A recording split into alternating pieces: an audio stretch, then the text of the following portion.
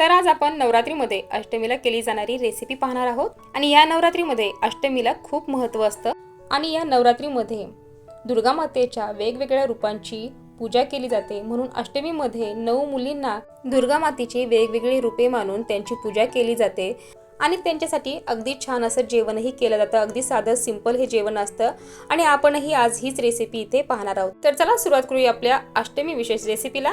तर सुरुवातीला आपण कुकर लावून घेणार आहोत। तर कुकरला मी डाळ आणि तांदूळ त्याचबरोबर चणेही लावून घेणार आहे।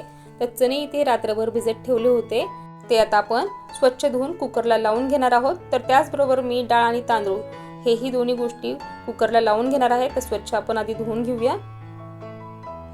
इथे डाळ तांदूळ मी स्वच्छ धुवून घेतलेले आहे आणि तांदळाचं धुतलेलं पाणी एका भांड्यामध्ये काढून घेतलेलं आहे, जेणेकरून ते पाणी आपण झाडाला वापरणार आहोत। झाडासाठी हे पाणी अगदी पौष्टिक आहे, तर त्यासाठी मी हे पाणी बाजूला काढून घेतलेलं आहे। आणि आता आपण यामध्ये पाणी घालून घेऊया। नेहमी कुकर जसा लावतो त्याचनुसार आपल्याला इथे कुकर लावून घ्यायचा आहे। आता यामध्ये आपण थोडं थोडं मीठ घालणार आहोत। मीठ घातल्यामुळे पदार्थ पटकन शिजले जातात आणि त्याची चवही दुप्पट वाढते। तर सगळ्या पदार्थांमध्ये मी तांदूळ डाळ आणि चण्यांमध्ये मीठ घालून घेतलेलं आहे। आता आपण कुकर लावून घेऊया। कुकर होतोय तोपर्यंत आपण पीठ मळून घेणार आहोत किंवा कणिक भिजून घेणार आहोत। तर त्यासाठी आपल्याला गव्हाचं पीठ इथे घ्यायचं आहे। तर 5 ते 6 चमचे आपल्याला गव्हाचं पीठ इथे घ्यायचं आहे। आता यामध्ये चवीनुसार मीठ आणि तेल घालून घ्यायचं आहे। व्यवस्थित सगळ्या पिठाला आपल्याला हे मीठ आणि तेल चोळून घ्यायचं आहे आणि घट्टसर पीठ आपल्याला इथे मळून घ्यायचं आहे, कारण आपण पुऱ्या बनवणार आहोत। तर त्यानुसारच आपल्याला हे घट्ट पीठ इथे मळून घ्यायचं आहे। व्यवस्थित घट्ट पीठ मळल्यामुळे पुऱ्याही खुसखुशीत होतात आणि तेलही जास्त पीत नाहीत। तर त्यानुसार आपल्याला अगदी घट्ट असं पीठ मळून घ्यायचं आहे। तर इथे मी छान असं घट्ट पीठ मळून घेतलेलं आहे। आता थोडंसं आपल्याला यावरती तेल घालून घ्यायचं आहे आणि एकसारखं पीठ करून पीठ असंच भिजत आपल्याला 1-10 मिनिटं ठेवायचं आहे। तर मी तेल घालून एकसारखं करून घेतलेलं आहे आणि हे पीठ मळून झालं की आपण 10 मिनिटं असंच झाकून ठेवणार आहोत। तर पीठ इथे मळून झालेलं आहे आपलं। आता आपण लगेचच भाजीची फोडणी तयार करून घेणार आहोत। तर कढई तापायला ठेवलेली आहे, त्यात घातलेलं आहे थोडंसं तेल। आता तेल छान तापलं की ह्यामध्ये जिरा आणि मोहरी घालून घ्यायची आहे। आता एका बाजूला आपला कुकरही होतोय, पीठही भिजून झालेलं आहे आणि आपण फोडणीही तयार करतो। तर एक तमालपत्र घातलेलं आहे, एक दालचिनीचा तुकडा आणि बारीक चिरलेला कांदा आपण घालून घेऊया आणि हलकासा तांबूस होईपर्यंत आपल्याला हा कांदा परतून घ्यायचा आहे।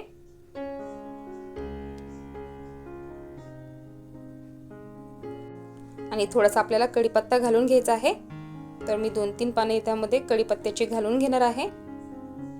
कढीपत्ता मी नेहमी सुकलेला स्टोअर करून ठेवते, त्यामुळे अगदी कधीही आपल्याला वापरता येतो। तर कढीपत्ता ह्यामध्ये घालून घेतलेला आहे। आता यामध्ये बारीक चिरलेला टोमॅटो घालून घ्यायचा आहे आणि टोमॅटो हे हलकासा आपल्याला परतून घ्यायचा आहे।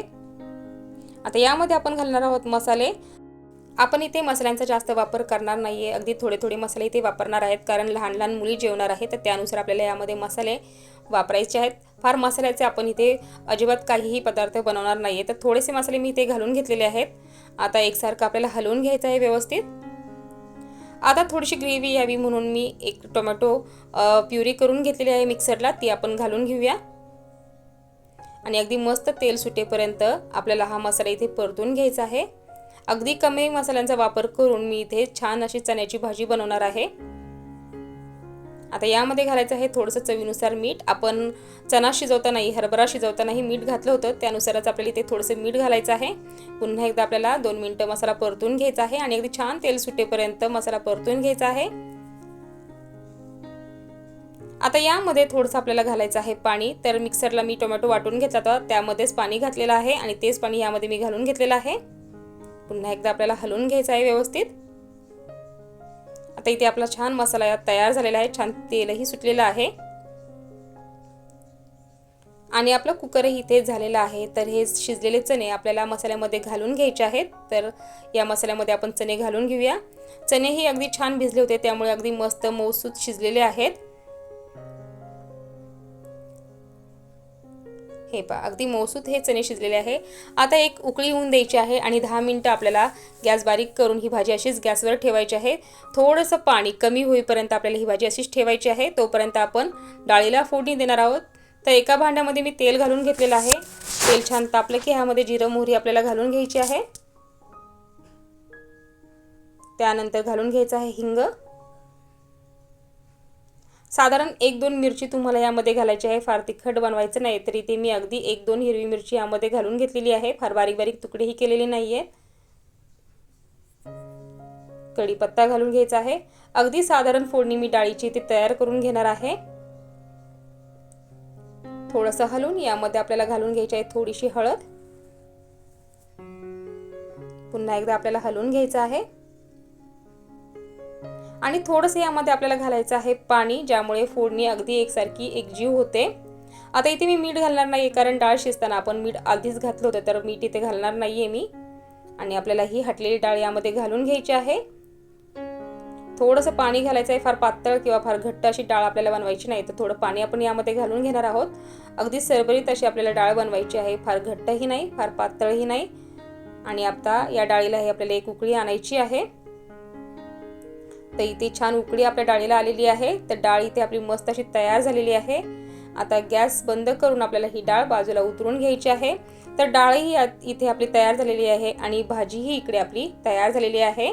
आता भाजीमधलं जे एक्स्ट्राचं पाणी होतं किंवा रस्सा होता तोही अगदी व्यवस्थित आटलेला आहे.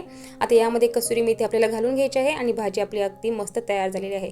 पीठही आपले इथे मुरलेलं आहे. आता एकसारखं मी करून घेणार आहे आणि पुऱ्यांसाठी थोडेसे गोळे इथे बनवून घेणार आहे, म्हणजे आपल्या पुऱ्याही अगदी झटपट बनतील. तर अगदी मीडियम आकाराचे असे मी गोळे इथे बनवून घेणार आहे.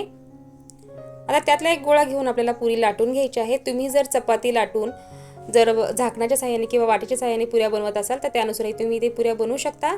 मी नेहमी याच पद्धतीने पुऱ्या बनवते, तर त्यानुसारच एक गोळा घेऊन एक पुरी छान लाटून घेतलेली आहे आणि याच पद्धतीने सगळ्या पुऱ्या मी इथे लाटून घेणार आहे.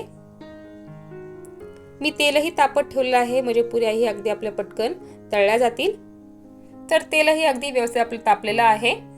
तर यामध्ये मी थोडासा तुकडा टाकून पाहिला होता, तर तेल अगदी मस्त तापलेलं आहे. आता यामध्ये आपण केलेल्या पुऱ्या ज्या आहेत त्या सोडून घेणार आहोत आणि अगदी मस्त टम्म गरगरीत फुगेपर्यंत आपल्याला ह्या पुऱ्या तळून घ्यायच्या आहे. तर इथे मी एक एक करून पुरी तेलात सोडून घेणार आहे आणि अगदी दाब देऊन मस्त टम्म फुगेपर्यंत आपल्याला ह्या पुऱ्या तळून घ्यायच्या आहेत. छान रंग बदलेपर्यंत पुऱ्या तळून घ्यायच्या आहेत व्यवस्थित. तर पुरीवरती हलकासा दाब देत तुम्हाला ही पुरी तळून घ्यायची आहे, म्हणजे पुऱ्या अगदी व्यवस्थित गरगरीत फुगतात. आता एक एक करून मी तेलात सगळ्या पुऱ्या सोडून घेणार आहे. कढई जरा छोटी आहे, तर त्यानुसार मला यामध्ये एक एक पुरी सोडून घ्यावी लागत आहे. तर त्यानुसारच मी ते पुऱ्या सगळ्या तळून घेणार आहे. सुरुवातीच्या पुऱ्या आपल्याला काढून घ्यायच्या आहेत आणि पुन्हा दुसऱ्या पुऱ्या यामध्ये घालून घ्यायच्या आहेत. तर लगेचच मी दुसरी पुरी यामध्ये घालून घेणार आहे आणि तीही पुरी अगदी टम्म फुगेपर्यंत आपल्याला दाब देऊन तळून घ्यायची आहे. आणि माझ्या सगळ्या पुऱ्या अगदी मस्त टम्म गरगरीत फुगलेल्या आहेत, तुम्ही पाहिलंच असेल, आणि छान असा रंगही आलेला आहे. तर याच पद्धतीने मी सगळ्या पुऱ्या इथे तळून घेणार आहे. आणि असं म्हणतात की अष्टमीमध्ये किंवा अष्टमीला 9 मुलींना दुर्गा स्वरूप मानून जर त्यांची पूजा केली तर तुम्हाला पूर्ण नवरात्रीचे पुण्य मिळते. तर तुम्ही ही अष्टमीला आवर्जून कन्यापूजन साजरी करा आणि त्यांच्यासाठी ही रेसिपी नक्की ट्राय करून पहा. तरी ते सगळ्या पुऱ्या आपल्या तळून तयार झालेल्या आहे आणि आता आपण शिरा बनवून घेणार आहोत. तर कढई तापायला ठेवलेली आहे, त्यात घातलेला आहे रवा. रवा आपल्याला हलकासा भाजून घ्यायचा आहे सुरुवातीला आणि मगच त्यामध्ये आपल्याला घालून घ्यायचं आहे तूप. तर इथे मी साधारण 1 ते 2 चमचे तूप घालून घेतलेला आहे आणि आता हा रवा आपल्याला तुपावरती छान भाजून घ्यायचा आहे, खमंग असा भाजून घ्यायचा आहे. तर छान असा रवा इथे मी भाजून घेतलेला आहे. आता यामध्ये मी थोडेसे ड्रायफ्रूट्स घालून घेणार आहे, जे तुमच्याकडे अवेलेबल असेल किंवा नसेल तरीही चालेल. तर माझ्याकडे थोडे ड्रायफ्रूट्स आहेत ते मी यामध्ये घालून घेणार आहे. तर थोडेसे मनुके, काजू आणि चारोळी मी यामध्ये घालून घेतलेले आहेत.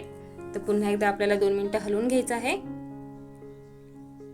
आता यामध्ये आपल्याला घालून घ्यायचं आहे दूध. रवा छान भाजलेला आहे, तर यामध्ये मी गरम केलेलं दूध घालून घेणार आहे आणि छान मीडियम गॅसवरती ठेवून आपल्याला हा रवा साधारण हलवत राहायचा आहे, म्हणजे गुठळ्या होत नाही. आणि रवा व्यवस्थित शिजला की ह्यामध्ये आपल्याला घालून घ्यायची आहे साखर. तर इथे अगदी दूध पूर्ण आटलेलं आहे, रवाही छान शिजलेला आहे.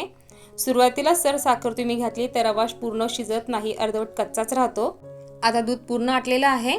आता यामध्ये आपल्याला घालून घ्यायची आहे साखर. तर साखरेमध्ये मी वेलची पावडर घालून घेतलेली आहे आणि साखर वेलची पावडर आपल्याला या रव्यामध्ये घालून घ्यायची आहे आणि एकजीव करून घ्यायची आहे. पूर्ण साखर आपल्याला वितळून द्यायची आहे आणि मग आपला हा शिराही मस्त असा तयार होणार आहे. तर इथे सगळं मी व्यवस्थित हलवून घेतलेलं आहे आणि साखर ही अगदी मस्त वितळलेली आहे शिऱ्यामध्ये आणि इथे आपला मस्त असा शिरा तयार झालेला आहे. आणि छान इथे शिरा मी सजवूनही घेतलेला आहे आणि इथे आपलं पूर्ण जेवण तयार झालेलं आहे. आता आपण ताटामध्ये हे सगळं जेवण जे बनवलेलं आहे ते ताटामध्ये वाढून घेणार आहोत. तर सुरुवातीला मी ते शिरा भात वाढून घेतलेला आहे, त्याचबरोबर चण्याची जी भाजी केलेली आहे तीही ताटामध्ये वाढून घेतलेली आहे। एका वाटीमध्ये डाळही घेतलेली आहे, भातावरही थोडीशी डाळ मी घालून घेतलेली आहे। आणि आता ताटामध्ये आपल्याला गरमागरम केलेल्या पुऱ्याही वाढून घ्यायच्या आहेत। आणि असा हा आपला अष्टमी विशेष बेत इथे तयार झालेला आहे। तुम्हीही या पद्धतीने रेसिपी घरी नक्की ट्राय करून पहा। व्हिडिओ जर तुम्हाला आवडला तर एक लाईक, भरपूर शेअर आणि चॅनलला सबस्क्राईब करायला विसरू नका। तर चला पुन्हा भेटूया अशाच नवीन इंटरेस्टिंग व्हिडिओमध्ये। तोपर्यंत खात राहा, मस्त राहा, आनंदी राहा। त्याचबरोबर आपल्या हेंद्रेज किचन मराठी चॅनलला सबस्क्राईब करायला विसरू नका।